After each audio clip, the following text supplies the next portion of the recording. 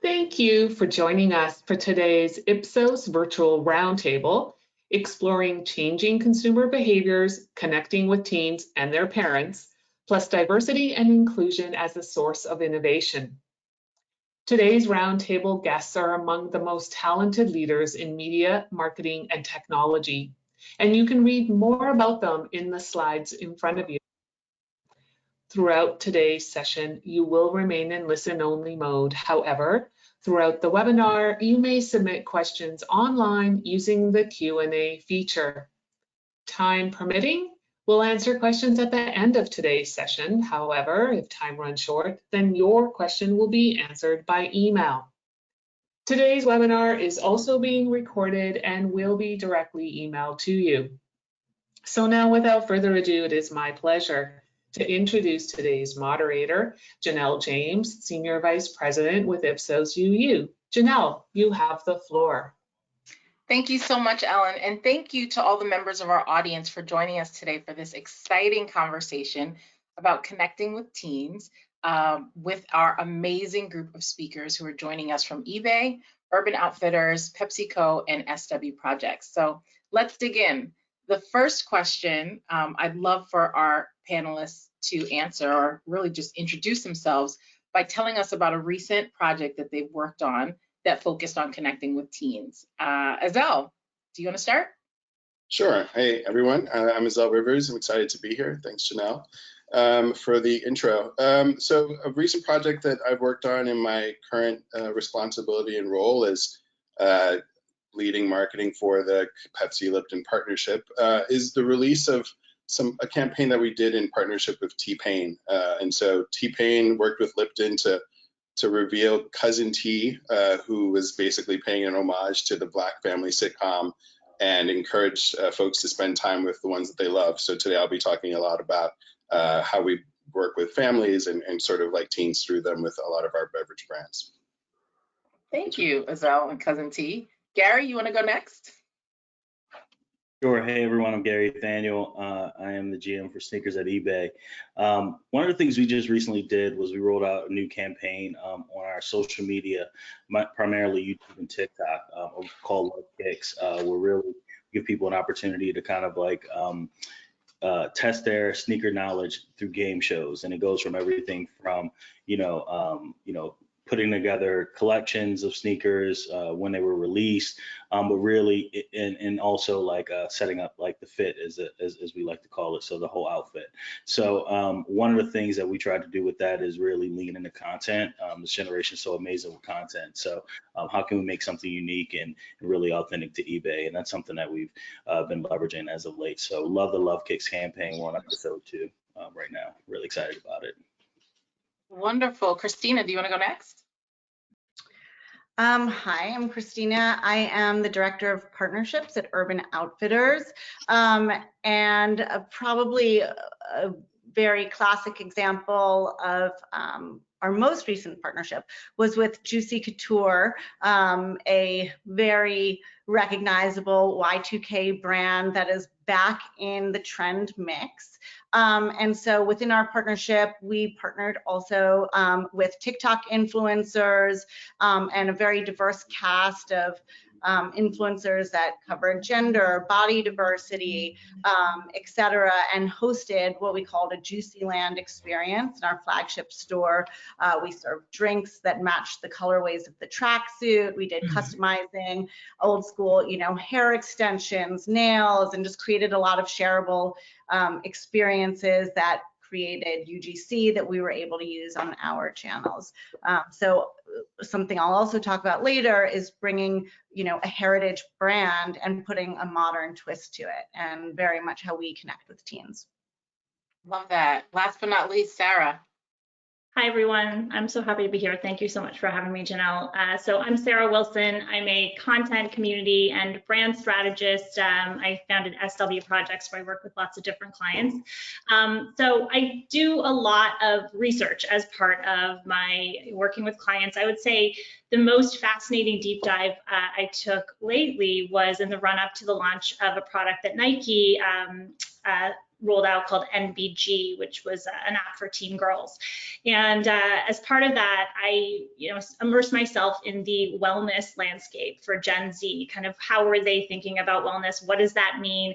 And really went deep on all platforms. It was totally fascinating. And I've since looked at kind of what's the conversation just on one platform, just on TikTok, in kind of the few months that have passed since, and just it has grown exponentially. That sort of wellness, mindfulness, self-care is such a big topic for them. So getting to know it was fascinating. Love that. My next question for you guys is kind of creative or weird, depending how you want to think of it. I want you to come up with a nickname for yourself, but not any old nickname. I'm interested in your Connecting with Teens nickname that helps me understand what's most important for you or your brand partners when you're thinking about connecting with this audience. Christina, do you want to go first? Yes. So I guess I'll have my nickname as the middle child. My role is creating partnerships, as I was saying, between brands, between customers, and then also internally, finding that buy-in and having sort of like a connective tissue between departments, and a pipeline of information. And even though I'm an only child, I know, through my in-laws who are both middle children, that those traits are, being social, being a peacekeeper, really fair. So having that sort of even flow between parties. Azelle, nickname. Sure. I think for us, because I work at PepsiCo, it's really about, starting with the family and also a lot of ways that we also don't market directly to those who are not adults. So I'm going to go with family ties. It was either that or Alex Keaton, but I thought family ties is probably more appropriate. Because, the way that we approach things is really just sort of focused on, how teens interact within the family, and also, how do we work with some of, the traditional gatekeepers to reach them. So that's my nickname. Makes sense. Makes sense. Love it. Gary.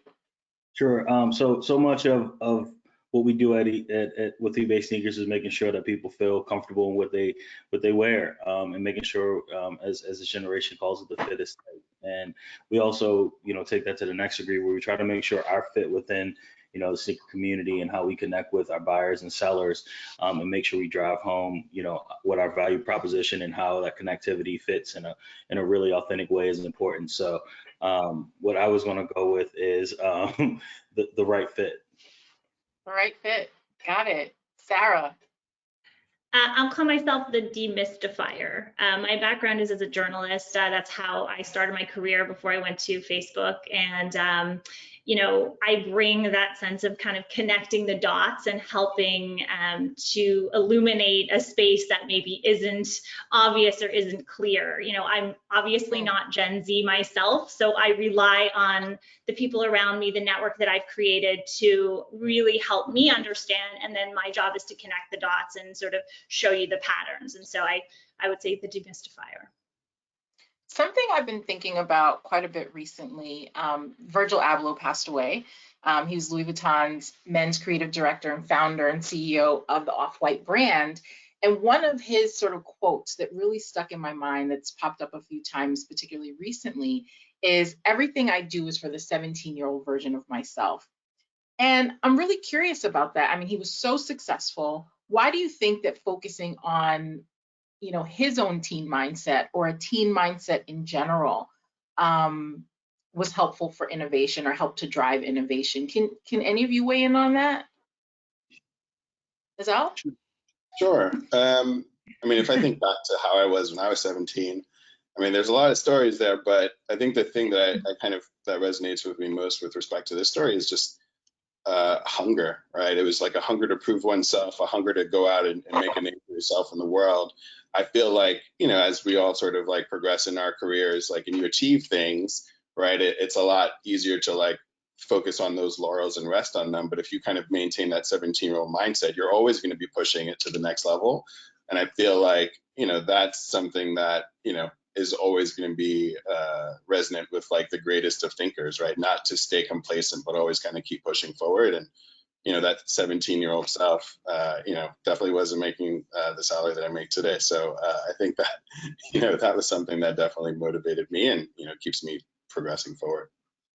Christina? Can I jump in? Yeah, I agree with that totally. I think hunger is great. And then other adjectives that come to mind are, being really fearless, right? And just blazing with creativity and passion and opinions.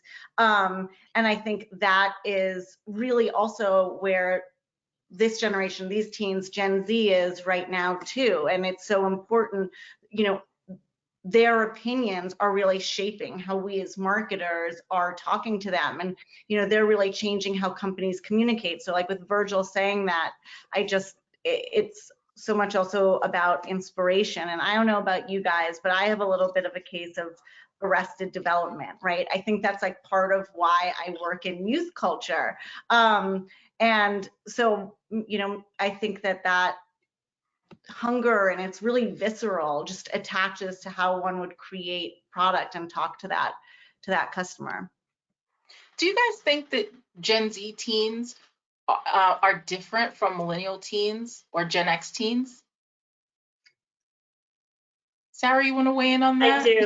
I do. I think that there's a sense of more of a sense of jadedness, honestly, a sense of like, well, we're all screwed, like in a way that's sort of self-reflective and funny and a self-deprecating quality that I observe. And I'd love to know what other panelists think, but at least if you spend any time on TikTok, for example, you start to get that sort of flavor of humor, and it's sort of a way of living. And I think millennials are just a lot more like, it doesn't manifest that way. There's much more of a sense of like, we can own this, we can do this. Whereas there is, I think, a sense of nihilism in Gen Z, even though there's this also a sense of I can reinvent and reshape. So it actually, I see both. I'd love to hear what other panelists think though, because, this shifts daily. And I also think there's a lot of contradiction in Gen Z. We hear a lot of, there's a huge emphasis on sustainability, for example, but, Shein, I never pronounce that correctly, is one of the most explosive brands of our time. And we're seeing that every day, and they're anything but sustainable, and they, are completely ham-fisted with marketing often. We saw that on MLK Day, for example. So there's just there's contradictions at play. And I really am reluctant to say, sort of paint with a broad brush, this is one way that Gen Z is, because I think it is multifaceted, like any generation. Oh, go ahead. I see some head nods. Yeah, I think it's just a very multifaceted generation. I agree with much of what Sarah was saying, but you also see, in the sneaker space, we go to, like our sneaker conventions, and the way in which this generation is just kind of like embrace like a passion for the culture, but also the business side of the culture, which is something as a sneakerhead growing up is something I never really looked at. I always did it just for passion. The reason I got my first job was because I wanted to buy a pair of sneakers. These kids, the young people, like they're not waiting to go get their first job to buy their pair of sneakers. They're trying to figure out how they can make money off of the sneakers that are in their closet, which is something different than we would have looked at. So like the way in which I see 13-year-olds understanding or 12-year-olds understanding a marketplace and being able to then convey that into what a profit margin is, at that age, that was stuff I probably didn't learn until high school. I definitely think multifaceted is probably one of the ways that I see them, see this generation, and also their embrace of technology, but also, not only just technology, but social media specifically, and the way in which they use it to, not follow a trend, but start a trend is something that I do look to. I look in and want to see how that's going to translate in the future, because I also feel like you could see people who, we talked about being fearless earlier, Virgil, who are kind of like embracing the fearlessness at an earlier age. And also, you hope that carries over into, adulthood.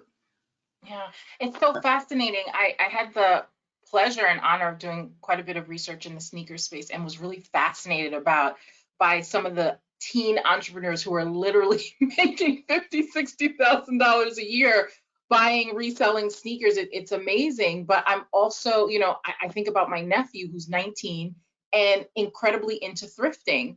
And it's something that I personally have never been into, but it's fascinating to see how that unfolds. I have a friend whose daughter makes custom jeans. Like she literally buys Levi's, gets patches, and then sells them for $300 to her friends. And so it's really interesting what you're saying, Gary, about the entrepreneurship, incorporating technology into all of this. Tell me a little bit more about customization. Is that something that you're seeing, the individuality?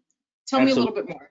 Absolutely. And I think so much of it, you talk about, you mentioned Virgil earlier and him, doing it for a 17-year-old self. Like that's what Virgil did. Like what he did was he took these amazing silhouettes that Nike had and said, hey, how do I customize this Jordan 1, which is a classic silhouette, and make it my own and make it something I think is just like really dope. And that's what you see so many people doing. And the smartest brands are actually giving people a lane to do that in a really easy and clean way by adding, additional things that, ways that you can, update and customize your own kicks just within the box or online.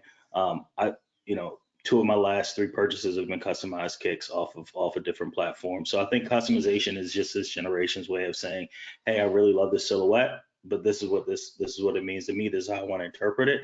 And now what they're also seeing is other people want them to interpret that vision of that product and create and turn it into a business. So when you look at some of the top personalities or influencers in the sneaker game, a lot of them are people who can customize, but also kind of restore and innovate on product. And I think that's something that we're going to continue to see grow, because I don't see that level of creativity or individualization changing anytime soon. I love that. Go ahead. I was going to build off of that. I think the point that Gary made earlier too about technology is what is enabling folks to be able to express that creativity, right? Because if I think about, like, I'm pretty sure at some point I've purchased some sneakers from some teenager. Would I ever do that in real life? Probably not, but it's all virtual, right? And so, like, from the standpoint of access and removing barriers to entry for folks who are just trying to get started, it definitely has changed the game in terms of how teenagers can both, build a business, but also like express themselves creatively and be rewarded for that. I feel like that's a pretty big difference in terms of how you think about what's possible in the world if you're already starting from that as your starting point, to then think about, okay, well, how do I continue to build off of that even as I get older and access to more and more resources? So it's technology is definitely changing the game.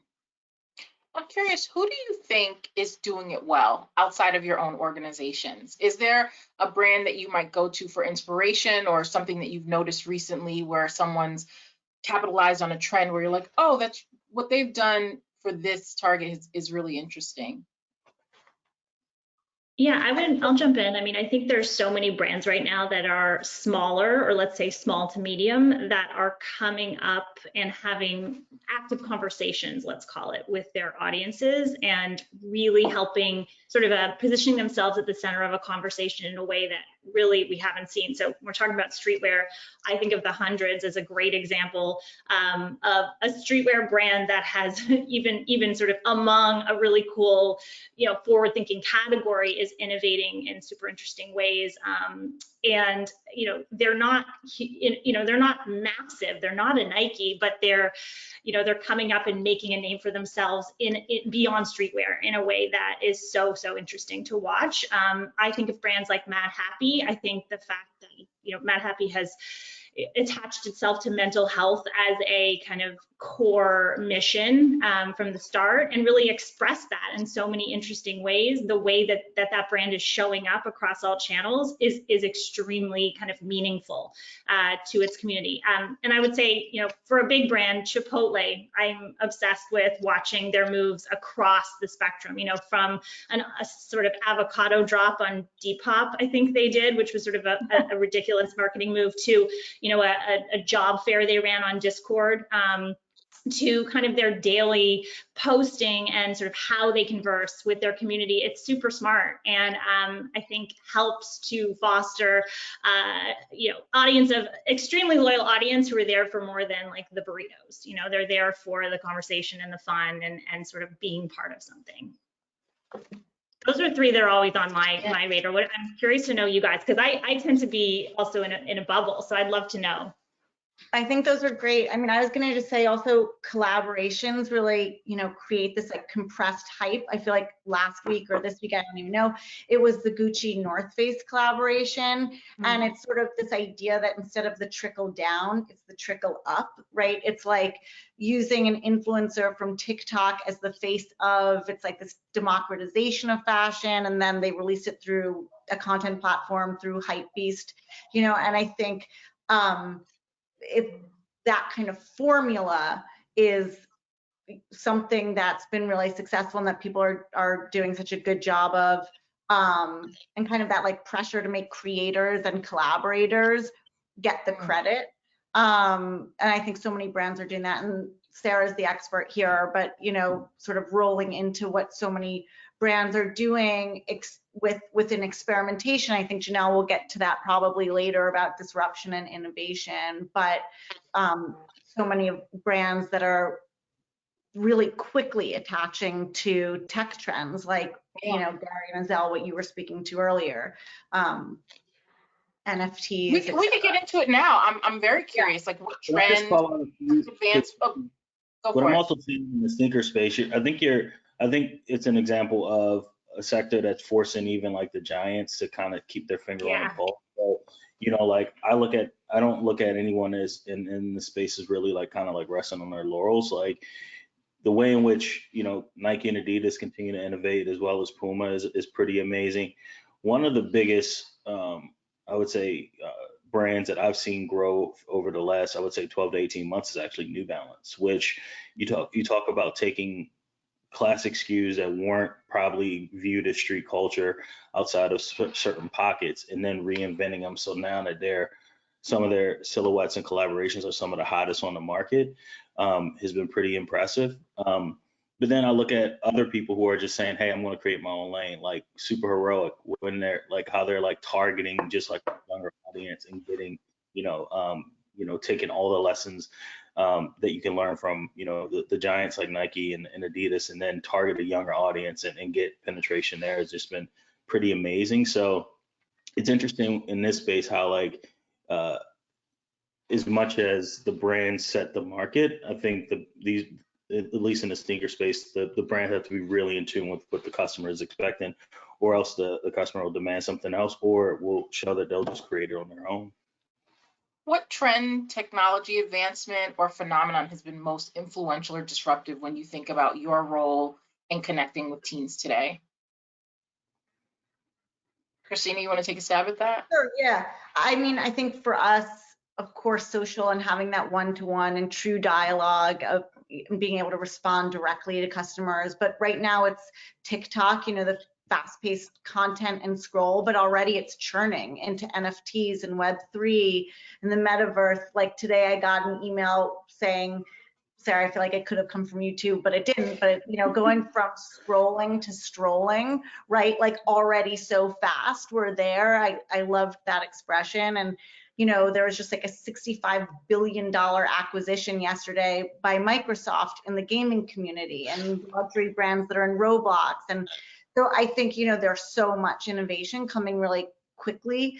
And for me, where I work and as a marketer, I really fascinated or happy with this idea within a company culture of being able to like embrace the disruption, do it quickly, test and pilot ideas, and having sort of that freedom to experiment, right? And like sometimes with teens, it's like, it's not all high stakes. I think with value marketing and making sure you're really talking to the customer with values, yes, but with some of the trend, you can be as fast-paced and as reactive as the customer.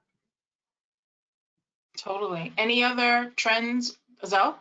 Yeah, as I think about, what's been going on for like the last year, right, as everyone is sort of like hunkered down at home, one of the things that sort of has struck me is just like, content is not just coming from the usual places, right? It's, very much, continuing to expand exponentially in terms of like global reach and, consumption of content, right? Like if I think about, especially as it relates to teens, like thinking about like the popularity of like anime, like way more than it has been like over the last, many, many years. like influences are changing, right? And even as I think about like the fact that we're having a conversation on teens, right? Like teens are not a monolith, right? There's so many different passion points that sort of like break down everyone's experiences into silos, and that's very different, right, than like, you know, even 20 years ago when everyone was still sort of watching the same couple of shows on big network TVs. And, you know, like, I don't know, I feel like the change of pace as it relates to that is helping teens both to discover who they are, right, because that's on some level what the teenage years are really about, like finding your place in the world. But the access to information is helping to sort of like broaden what that potential landscape looks like that they pull from in order to self-identify. And that's both interesting from a marketing perspective, right? Because you have so many options to choose from in terms of connection, but it's also sort of like on the other end of the spectrum damning, because there's so much to keep up with, and really being clear about who you want to target within even the sphere of teens is very important in order to drive efficient spend. So how do you think about that? Like, how do you think about where to focus when, it's so interesting because just last week I was part of a workshop where I learned that human beings or Americans make 35,000 decisions a day, right? So it's like overwhelming the amount of choices that we have. And given that teens aren't a monolith, how do you focus? How do you draw a line in the sand when you have to figure out what you're doing with a particular brand? I mean, I can jump in here. I think it has to do with figuring out what your core value prop is, not only from a product point of view, what are your features of your product, but what do you stand for? And then who is that actually going to have value for? That'll define who your audience is. This is like very 101, but I think a lot of marketers lose sight of it. At least the ones I work with often do. And I see that. And so it's like, okay, you find your people. Where are those people? And part of the reason I started writing and talking about this idea of digital campfires, which is a trend that I've observed, you know, sort of a word that I came up with, a term that I came up with to kind of encapsulate this move of audiences from open, expansive social platforms to smaller, more intimate online spaces like Roblox and like Discord, for example. Part of the reason I started writing about that and talking about it is to help brands understand, okay, where your audiences are, where are they hanging out, where are they showing up now?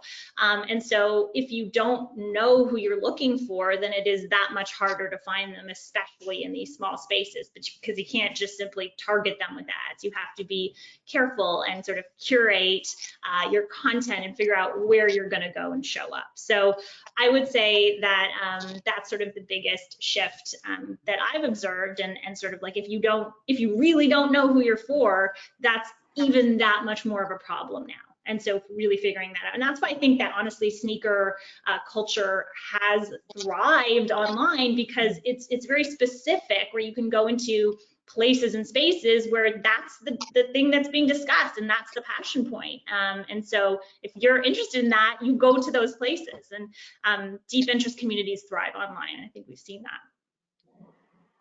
Yeah, and just, you know, for me, like the point about knowing who you are, it's not only important to figure out like who you want to target, but also like the other side of it, it's almost like how people will perceive you, right? Because the bull meter is at an all-time high, especially, you know, even though like maybe our parents can't tell what fake news is, right? Like definitely like teens online can know how to figure it out really quickly. So if you are seeing all of a sudden that you're doing something where like last week doing something else, like people are going to be able to call you out pretty quickly. So knowing who you are in order to stay true to it and create that authenticity by which you can then reach out to teens is clearly important.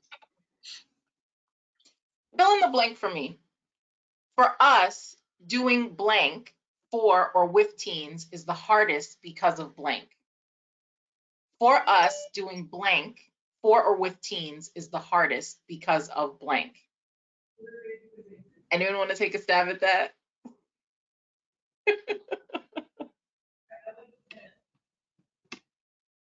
Or just tell me what's the hardest thing about with teens. Yeah, I mean, I don't think I'm speaking out of turn. I just think, you know, in general, I think everyone's trying to understand how to connect with this, you know, with teens, and this generation more. And I think part of that is because there's so many different areas in which you can engage with them. Kind of like to the last question, it's really about, one, how do you really pick which lane you want to own, and make sure that you're doing everything you can. Forget who mentioned it earlier, but teens aren't a monolith, and you also have the benefit of probably having more information in terms of like segmenting and everything else that we've ever had in terms of data and how you can slice it. So, making sure that you are super targeted, but also making sure that you, kind of going back to how we started it, aren't sort of like hamstringing yourself and saying, this is the only way I can approach. Like, be bold, like test and measure, I think is super important with this generation. Like, see what works, be really diligent about what KPIs, what measurements, what does success look like, and then judge it, and then see if that's something you want to add, continue to build on. But like with this generation, I think connecting is super difficult because there's so many ways in which you can engage with them, but there's also so many ways in which you can come off as inauthentic, or it can come off as forced. So how do you do it in an authentic way, but also how do you do it in a way that kind of makes sense for whatever your business or your venture is?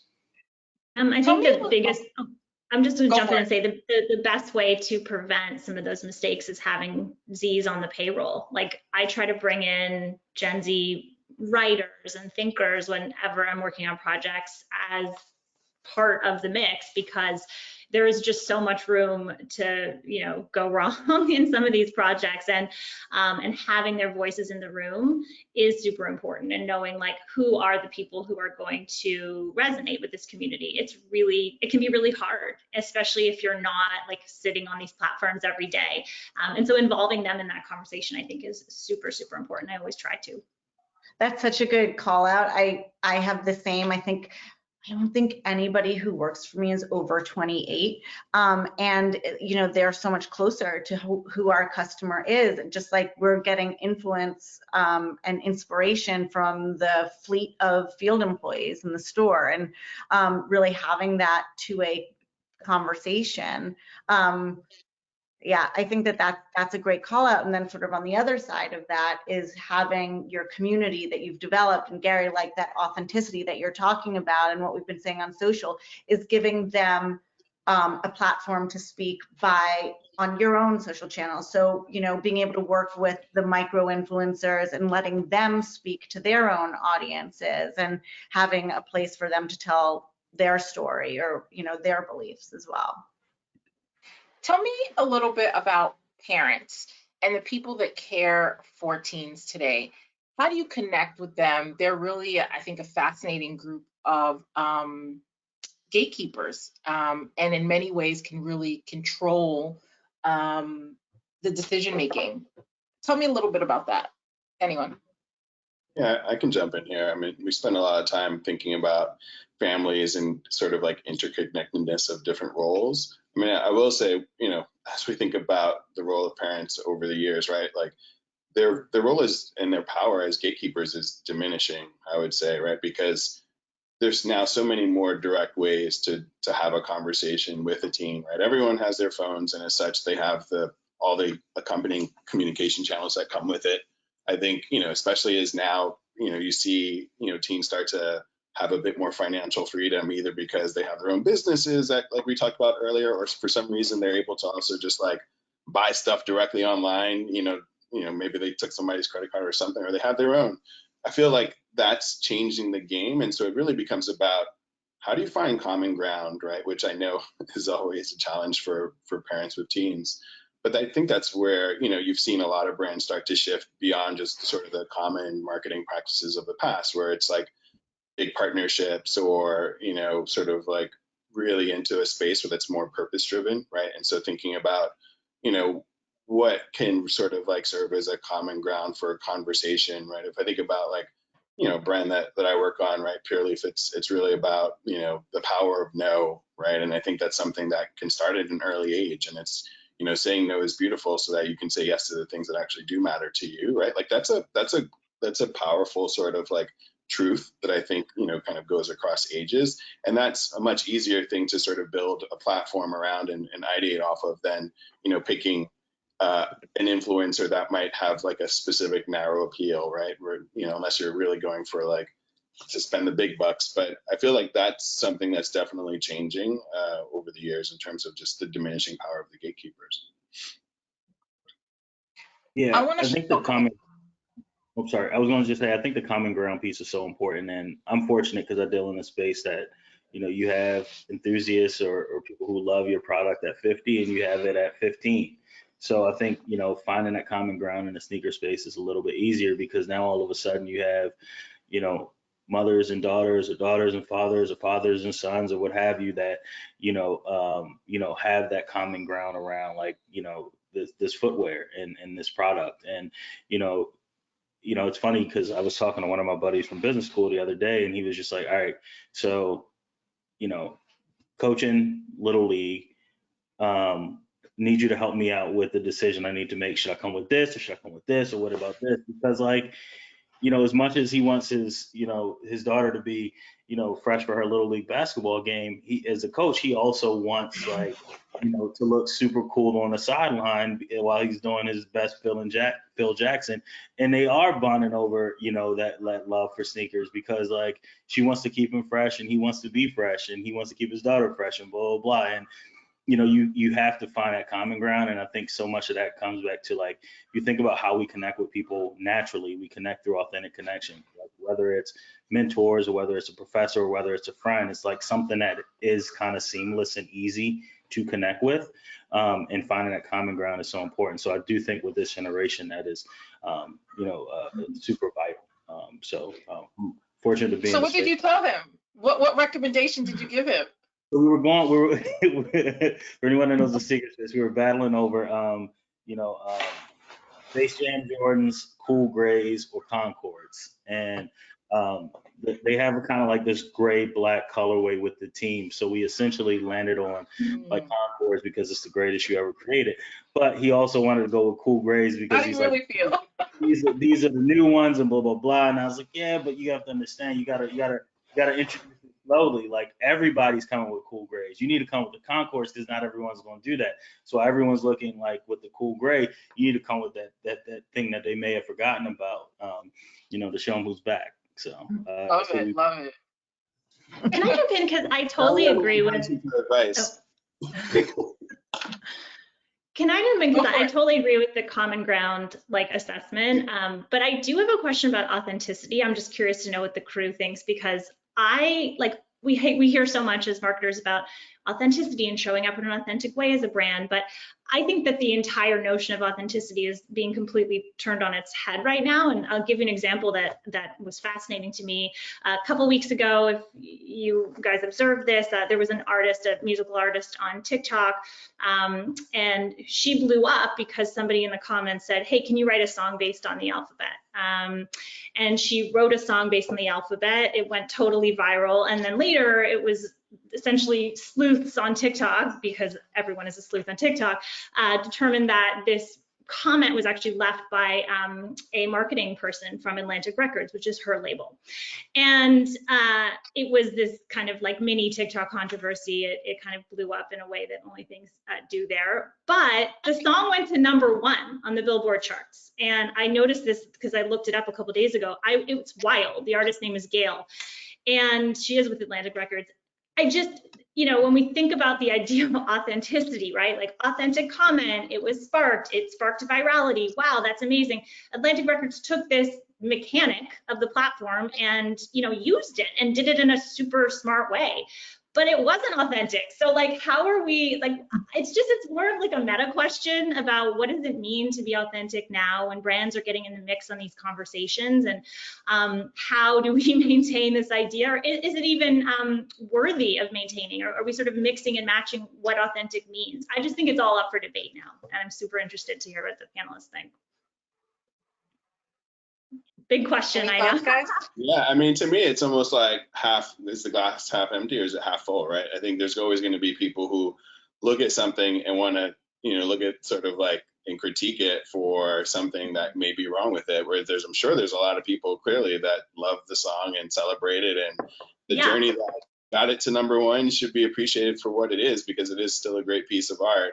And so, I don't know, like it is definitely like an interesting question, right? Because I mean, we've probably all done sort of like, you know, something similar to like, oh, let's break this news, right? Like how Totally authentic is juicing that? the, yeah. Yeah, so I don't know. I think it's just a how do you see the world sort of question. Mm-hmm. I think it's also the dichotomy you were talking about with like the $5 dress at Shane Yeah. versus, versus only wanting to support value brands. It's that same, like you're just to crib your own phrase, but the mix and matching and, the upstream and downstream. And what we were talking about with Gen Z versus millennial, there is this sort of fast-paced dynamism, and you're right, authenticity is key, but also if it's not, it's okay.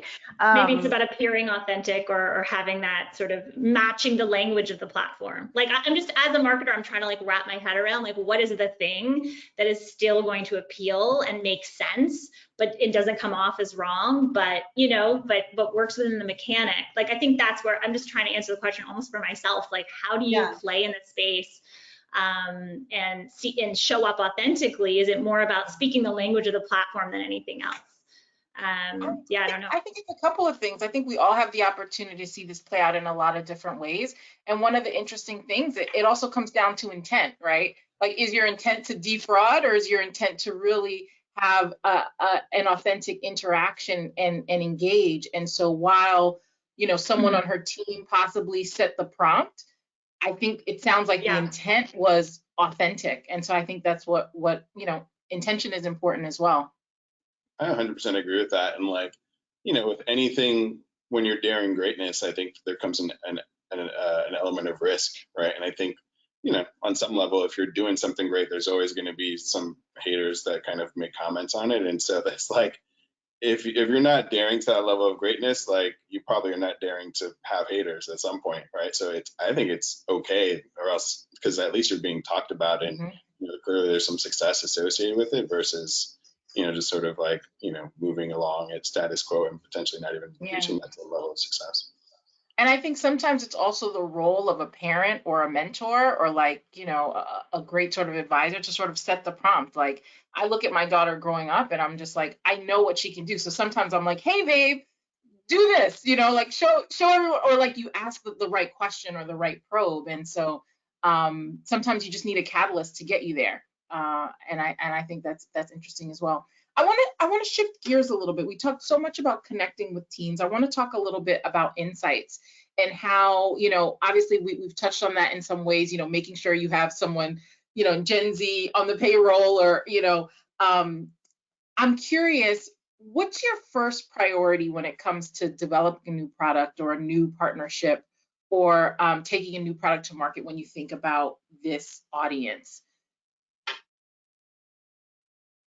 I mean, for us, it always starts with the consumer, right? Like talk to the people that you want to sell their product to, understand sort of like, their attitudes. What are they missing from products? What do they want? But I mean, it's hard though, right? Because even the comment I made earlier about like teens are not a monolith. Like even as you talk to people and have one-on-one connections and conversations, one person is super different than the next person, but as a group, like you're trying to get to them. So while it's still super appealing to have those connections, and I think that's probably the best way to really just understand, it's still hard to think about that in aggregate. And so it's a mix of like, do the qual, do the quant, try to assess it. And that's where, I think that's why we all get paid to kind of like figure it out and try to walk that balance, just as we sort of like walk the balance between sort of art and science, right? And managing through different business challenges, but also trying to put some creativity into the world.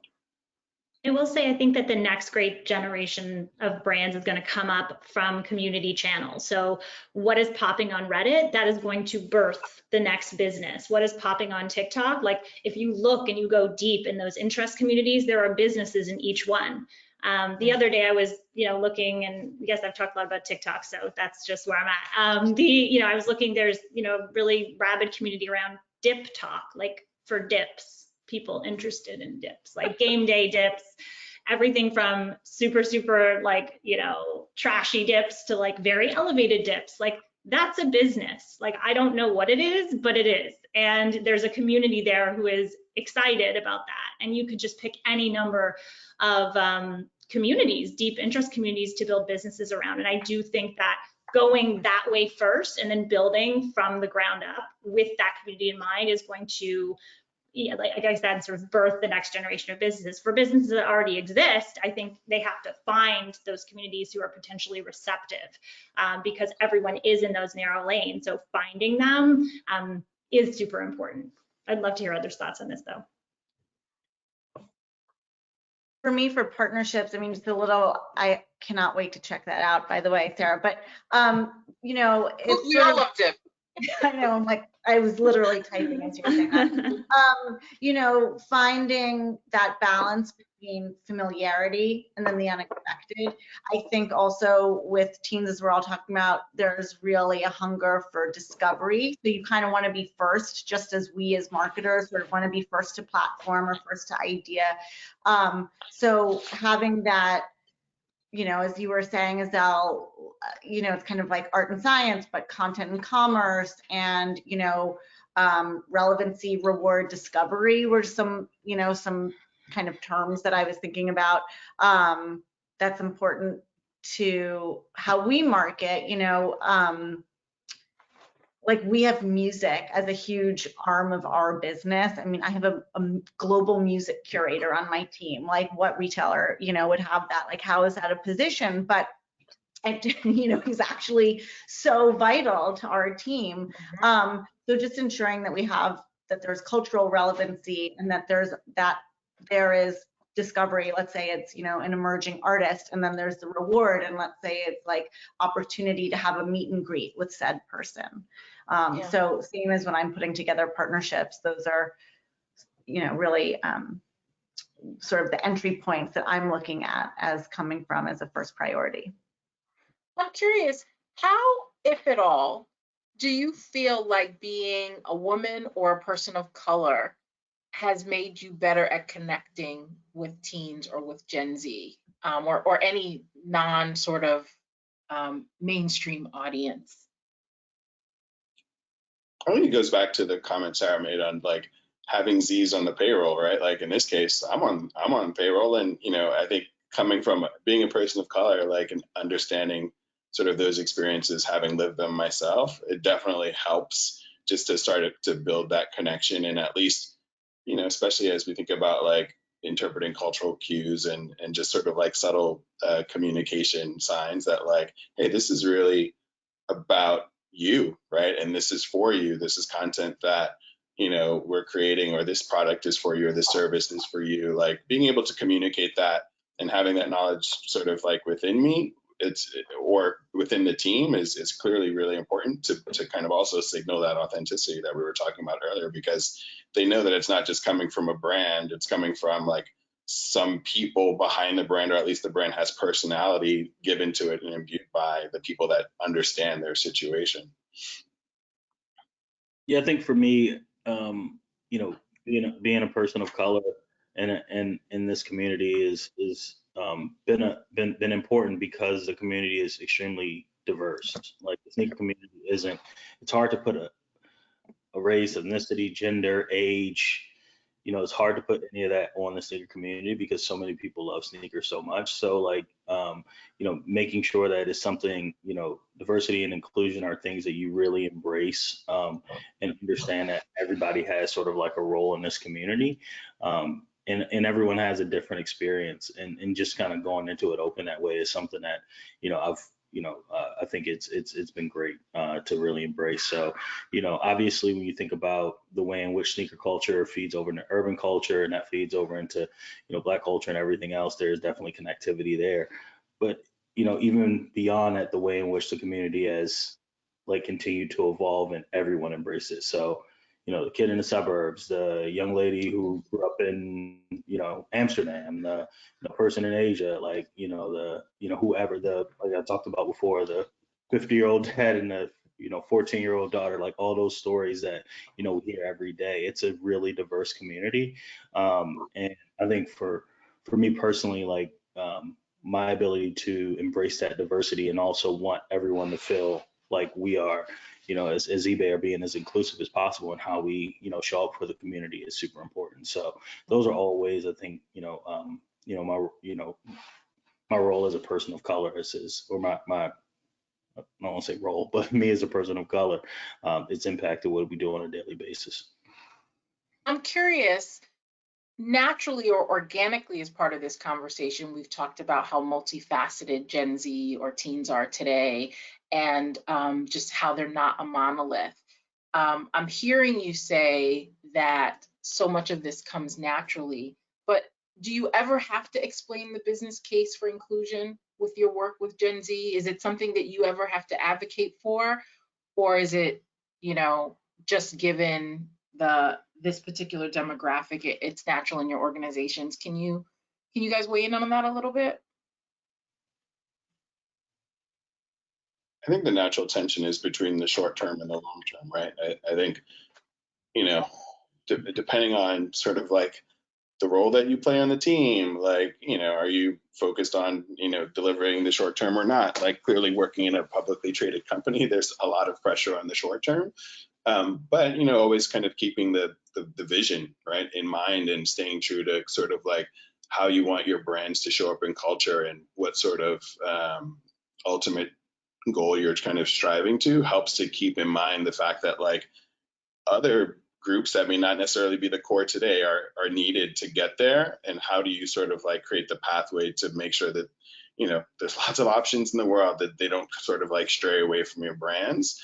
I think that's always, and not to be like, I wouldn't say like use fear as like a tactic, but, really trying to understand, and like the role and the contribution that specific demographic has to the greater whole, and also projecting out what that looks like in the future, like, it is a powerful way to sort of like keep people focused on, hey, this isn't just about, the fact that we want to connect with teens, but there's also like a true business motive at the end of the day that's motivating it.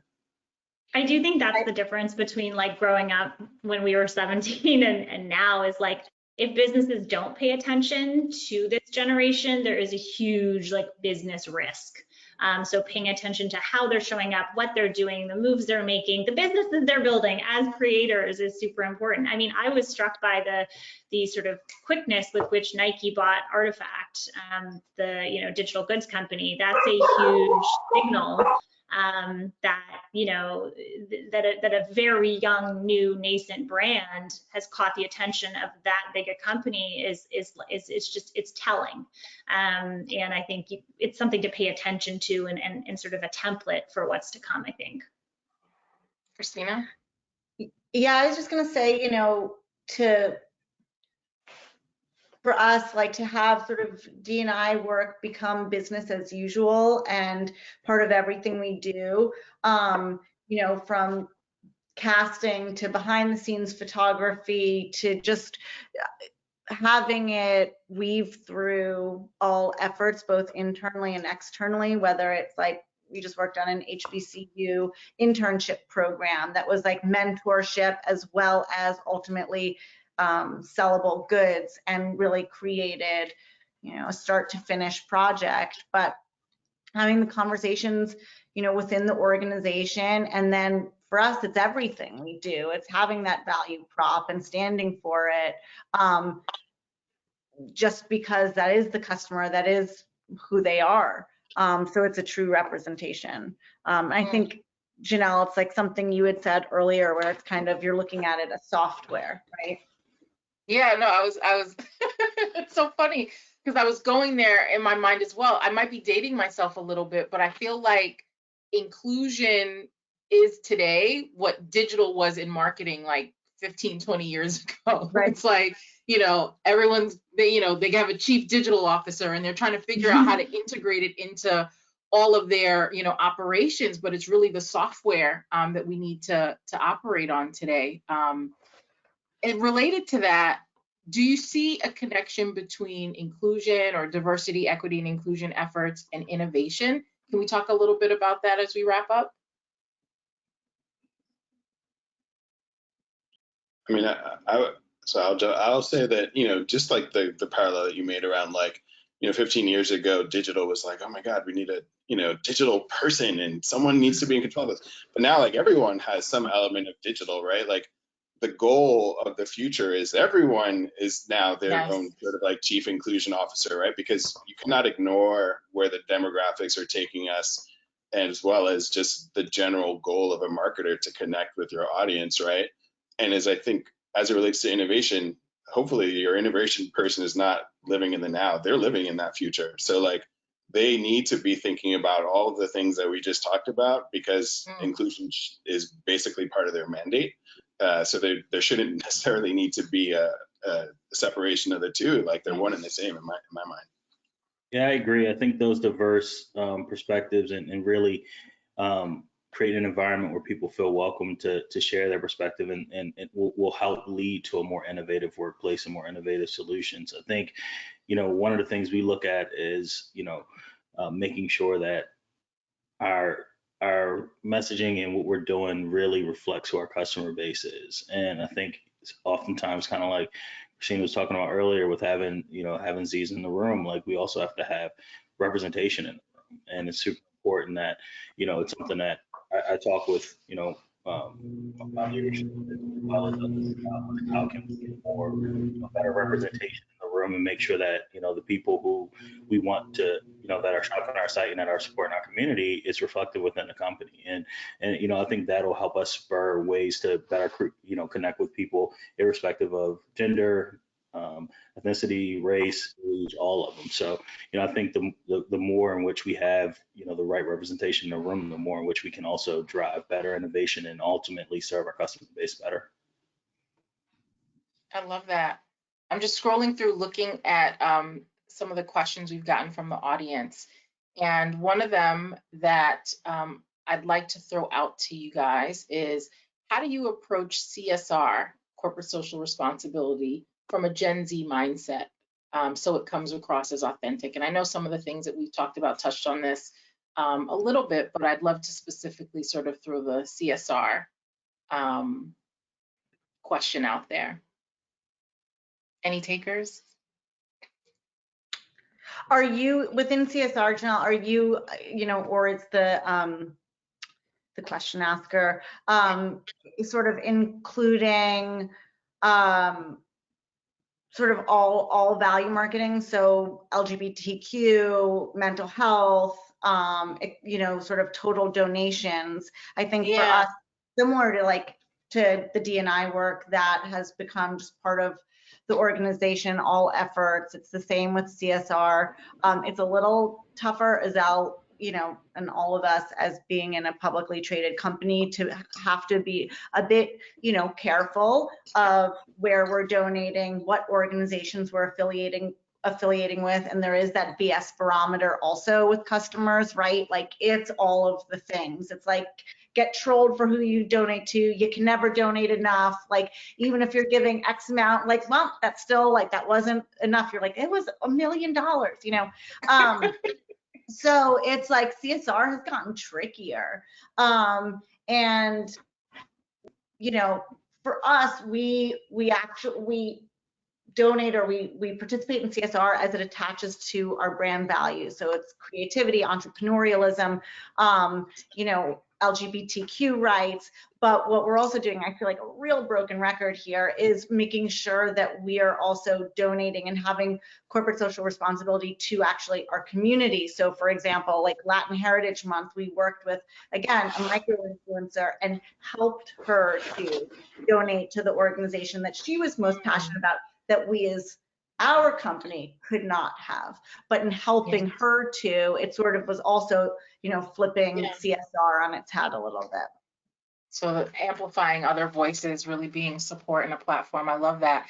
We are at the hour. I didn't even realize how quickly this conversation went. You guys are phenomenal. I have so enjoyed speaking with you and having this important conversation. So thank you. And I hope we stay connected, and I look forward to keeping the conversation going. So thank you. Ellen, I'll pass it back to you. Wow. I just really want to thank Janelle and our wonderful, wonderful guests for today's really candid discussion And thank you to all our attendees for joining us. We did just start receiving even more questions, and so those will be responded to by email. As well, you should be on the lookout for a direct link to today's recorded presentation. Please do reach out to us at any time. That now concludes today's webinar. Have a wonderful day, everyone. Thank you so much. Thanks, everyone.